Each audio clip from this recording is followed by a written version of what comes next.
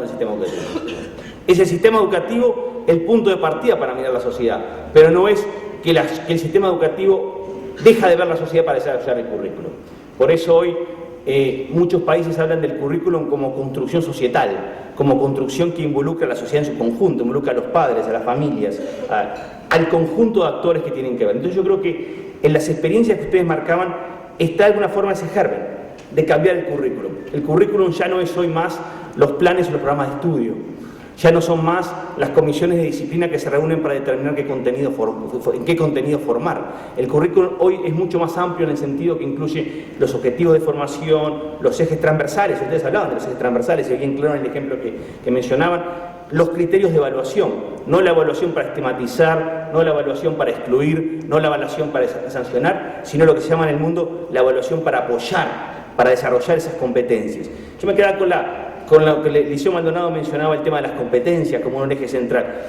Y nosotros tenemos ahí un déficit muy importante porque nuestros currículos no han tenido esa mirada. No la han tenido por muchos motivos que quizás en otro momento se pueda desarrollarlo más en entendimiento, pero yo creo que hay que entender que las competencias no son ni buenas ni malas entre sí, son maneras de conectar con el mundo de la realidad y el mundo social que uno vive. Entonces, cambiar también el enfoque curricular es también un cambio de mentalidades y prácticas. Por eso yo creo que las experiencias de ustedes están de alguna forma los gérmenes de los cambios necesarios, de las miradas concretas y específicas en cada lugar que nos permiten progresar.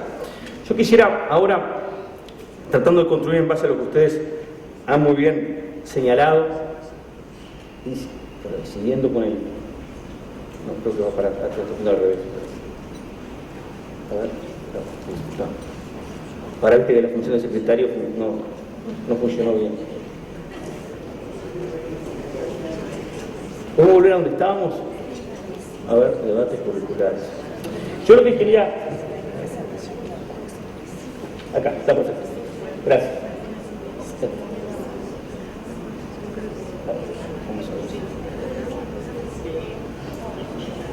Bueno, esa es una escuela básica de 10 años en Finlandia que yo quería mostrarles. Es una escuela donde ustedes ven acá cómo hay niños de diferentes edades y no hay un problema de, por lo menos lo que yo vi fue, de convivencia. Es una escuela donde ahí conviven niños desde los 6 años a los 15, jóvenes. Ya ustedes ven los espacios comunes en términos de siempre buscar integrar diferentes tipos de alumnos en un marco común. Es decir, tratar de no generar... Si no queremos una educación de aprender a vivir juntos, tenemos que generar los espacios para que eso ocurra. Ese es un ejemplo que quería mostrarles, pero ahora quiero ver si puedo volver con el... ¿Pasa?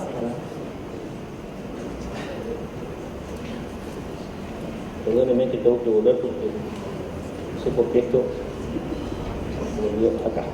Perfecto, bien.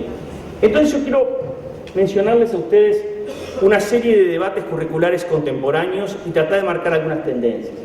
Acá vamos a compartir que estas discusiones se dan en diferentes países. Acá mencionamos algunos de ellos. En América Latina, Brasil, en Asia, China, Escocia, Finlandia, en Europa, en Francia, México en América Latina, Ghana en África. ¿Cuáles son las discusiones curriculares que estos países o otros están encarando hoy día en materia de la educación básica? Vamos a ver algunas de la educación media. Primero, hay una creciente énfasis en la búsqueda de la convergencia institucional, curricular, pedagógica y docente entre primaria y media básica. Los países progresan hacia modelos donde integran la educación primaria y la media básica. Se puede ser un marco curricular de 9 años, puede ser una educación básica de 9 o 10 años, hay diferentes formatos, pero los países tienden a integrar lo que es el ciclo básico nuestro con la educación primaria.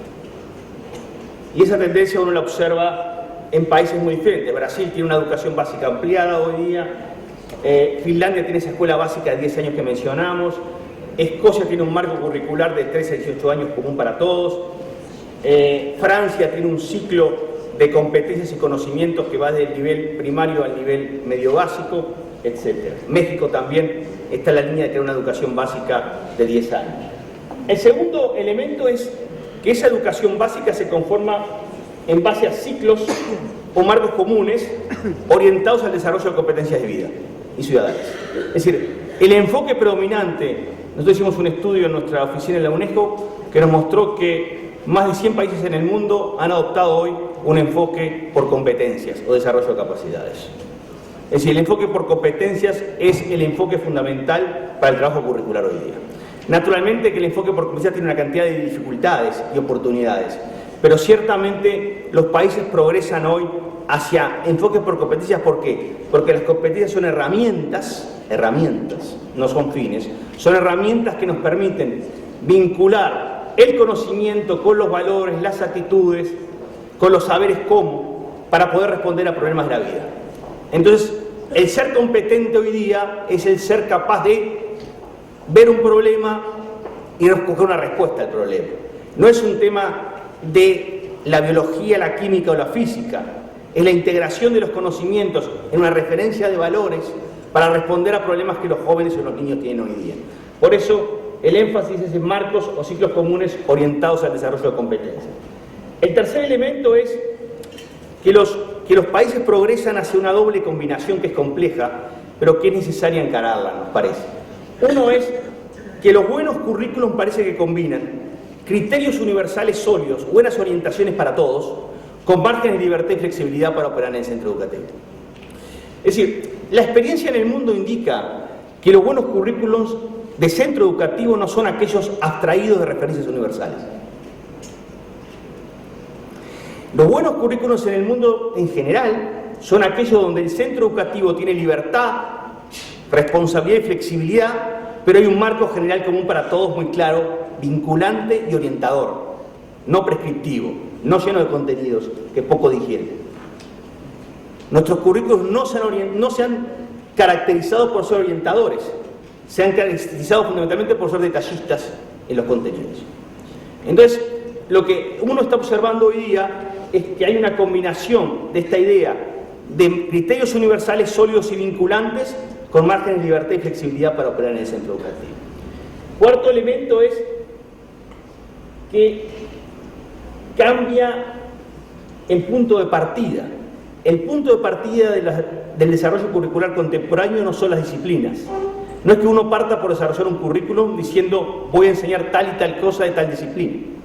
Uno parte de situaciones y desafíos de la vida y ven cómo cada disciplina puede contribuir al desarrollo de esos desafíos. Es decir, hay un cambio muy importante en el paradigma de la construcción curricular contemporánea, que es, los currículos no se construyen en base solo a disciplinas, sino se construyen en base a problemas y situaciones donde las disciplinas tienen que responder a esos problemas. Entonces no es el tema del contenido X, A, B o C de tal asignatura, sino es la relevancia de ese contenido para responder a un esquema de situaciones y desafíos de la vida que surge del diálogo político de la educación. Por eso decimos que el currículo es un diálogo político, porque implica, cuando uno define o cuando uno conceptualiza esas situaciones y desafíos de la vida, tiene que incorporar lo que la sociedad está pidiendo y demandando. Entonces hay un cambio muy fuerte en la idea de dónde partir. No se parten de las disciplinas, no se parten de los contenidos. Y en este marco, el centro educativo asume el rol, y los docentes, que son claves en este esquema, asumen el rol de co-desarrollar el currículo. Los docentes no implementan currículo hoy día, porque implementar la prescripción no funciona. El docente tiene capacidad de co-desarrollarlo, significa que tiene referencias y apoyos para que él no asuma la responsabilidad de desarrollar el currículo. Por eso los países progresan hacia esquemas curriculares con libertad a nivel del centro. Caso de China, piensen que China tiene 10 millones de docentes, por ejemplo. 10 millones de docentes.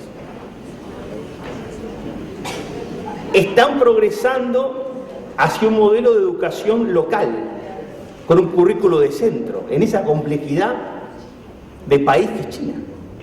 ¿Y cómo lo están haciendo? Lo están haciendo porque le están trasladando al centro educativo una parte del currículum para que ellos lo desarrollen. En China es aproximadamente entre el 15 y el 20% del currículum, según sea el nivel más básico o medio. Entonces, lo que uno observa es que los países, volvemos a Brasil, China, Escocia, Finlandia, Ghana, Francia, México, hay muchos más, transitan hacia un esquema de educación básica ampliada, en base a ciclos comunes, preferentemente orientados al desarrollo de competencias de vida y ciudadanas, y donde los centros tienen libertad para co-desarrollar el currículum en un marco de criterios y orientaciones universales. Diríamos que en esta síntesis uno puede encontrar un poco hacia dónde va hoy la discusión curricular en la educación básica. Ahora,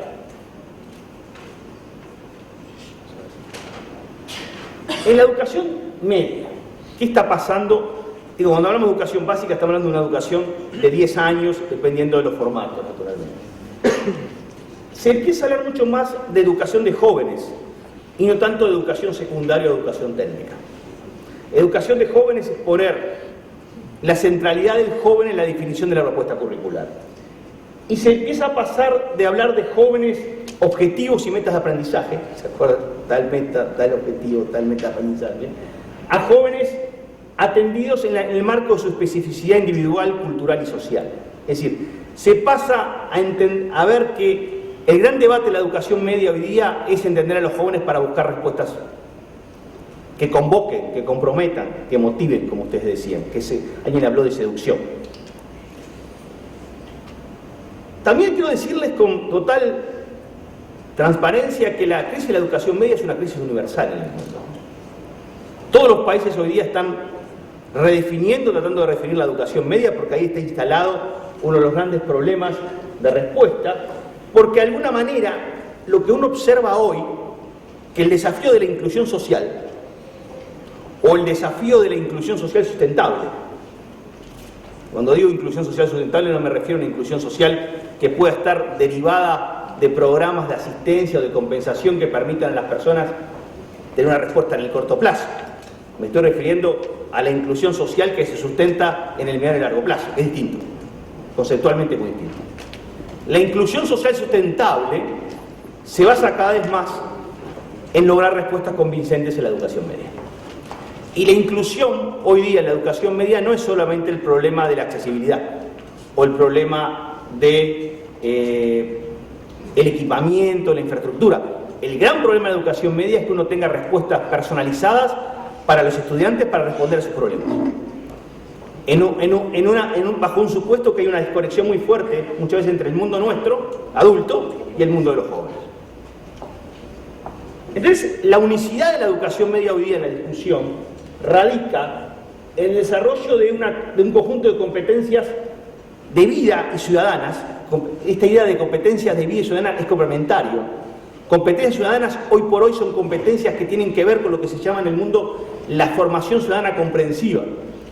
Una formación ciudadana comprensiva hoy toca la educación en valores, toca la educación en lenguas, toca la educación en comunicación, toca la educación en economía, toca la educación en arte. Es decir, la formación ciudadana comprensiva hoy no es lo que para nosotros históricamente era la educación cívico-moral, que es importante también, pero es otra cosa hoy día.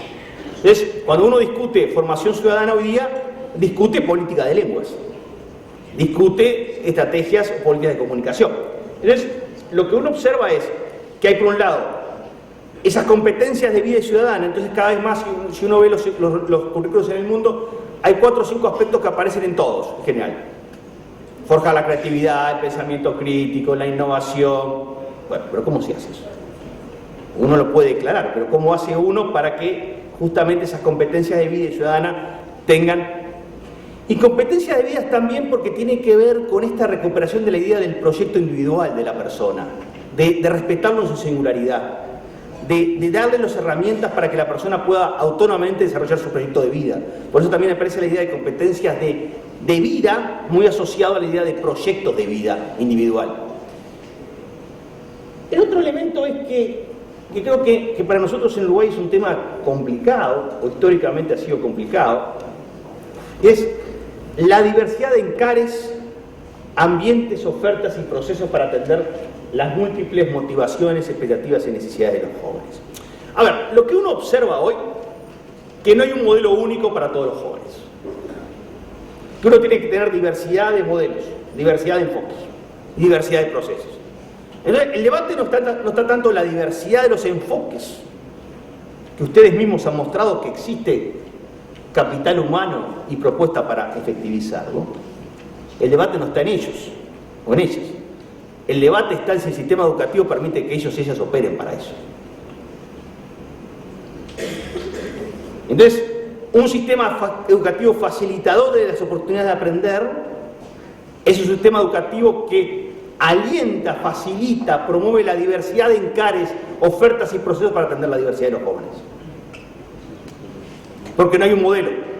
¿Se acuerdan que ayer hablábamos del traje a medida o el vestido a medida curricular? Entonces, la discusión parece estar más, no encasillarnos en una discusión entre lo público, lo privado, lo formal, lo informal, lo rural, lo urbano. Esa no es la discusión contemporánea en educación, por lo menos pienso que no es así. La discusión contemporánea en educación es cómo los sistemas educativos se equipan, se fortalecen para que esta diversidad de experiencias tengan un resultado sustentable en el tiempo. Entonces la discusión no es sobre el taller de nutrición o sobre el programa de apoyo a la familia. La discusión es, el sistema alienta que estas respuestas se sustenten en el tiempo para que efectivamente hagan una diferencia en la educación de nuestros niños y jóvenes. Entonces cambia el debate. El debate no está solo localizado en lo que el centro puede hacer, porque el centro puede permitirse darse respuestas. El problema está si el sistema educativo está pensado para que todos aprendan. Y más específicamente si el currículum es un instrumento de inclusión o de exclusión de oportunidades de aprendizaje. 5 minutos, bueno, intentaré acortar un poco. Entonces, vamos a seguir. Dos grandes tipos de... Yo creo, a ver si me das unos minutitos, poquitos, pero... Bueno, hay dos grandes tipos de respuesta frente a la crisis de la educación media en el mundo en general. Uno es colocar la discusión y decir, bueno, resolvemos la crisis de la educación media poniendo la exigencia como valor y fin supremo. Entonces, hay una fuerte impronta del imaginario de educación Harvard desde el nivel inicial. Cuando digo educación Harvard es formarlos para un mundo de élites desde el nivel inicial. Visión sumativa de la calidad. Lo que importa es lo que los niños o los jóvenes, sus resultados en las pruebas de alta consecuencia. Pruebas de alta consecuencia son pruebas que determinan si un joven puede acceder o no, por ejemplo, a la educación universitaria. Ejemplo. Se protege el derecho de los alumnos a aprender con sus pares. Y ahí viene el tema de la heterogeneidad y la homogeneidad. El derecho de los alumnos a aprender con sus pares, sociales y culturales, significa escuelas y liceos cementados. Con mis pares sociales y culturales, no con otros pares, no con otros. Cuarto aspecto, separar a los alumnos para atender mejor. Esto pasa en Europa también. Muchos países, frente al problema de la diversidad de los alumnos, dicen, no, mejor hay que separarlos.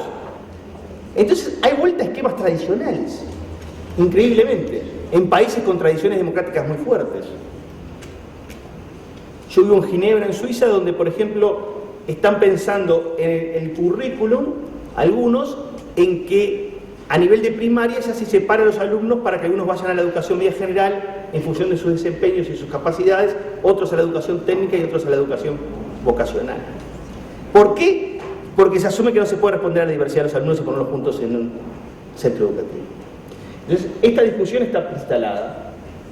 La evaluación roba el espacio del desarrollo curricular, porque los sistemas educativos lo que hacen es evaluar y se olvidan de los procesos. Yo creo que PISA cumple un rol importante, pero no hay que idolatrizar PISA ni estigmatizar PISA.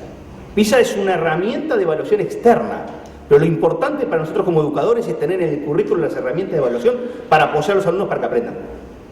PISA nos indica algunas cosas importantes, pero PISA no nos nutre el desarrollo curricular.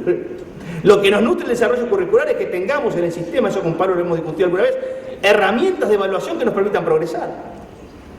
Esta frase la dice la directora de currículum de Finlandia, que es una de las cabezas en Finlandia de la reforma de la educación básica. A Finlandia le llevó 40 años desde este proceso.